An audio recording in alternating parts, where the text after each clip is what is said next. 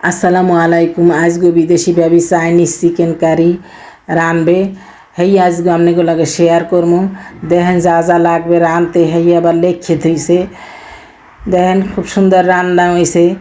এখন আলু আর গাজর কিউব করে কাটছে, সেগুলো এখন একটা ফ্রাই প্যানে তেল গরম করে একটু ভাজিয়ে লইছে। মুরার মাংসের টুকরাগুলো আবার একটা ফ্রাই প্যানে দিয়ে দিয়েছে। এগুলো একটু এপিট উপিট করে সোনালি করে ভাজিয়ে লইছে। এরপর ফ্রাই প্যানে একটা বড় সাইজের পেঁয়াজ নিয়ে কিউব করে কাটিয়ে সেগুলো একটু আদা সেদ্ধ হয়েছে যখন, তখন মুরার মাংসের টুকরাগুলো দিয়ে দিয়েছে। মুরার মাংসের টুকরাগুলো যখন হয়েছে সেইকালে আবার আলু আর গাজরগুলো দিয়ে একটু নাড়াচাড়া করিয়ে পরিমাণ মতো পানি দিয়েছে।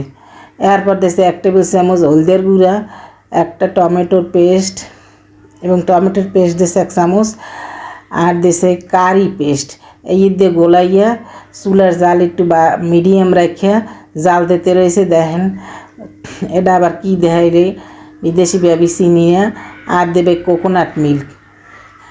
যখন রান্না হয়ে গেছে সেইকালে কোকোনাট মিল্ক দিয়েছে 1 কাপের মতো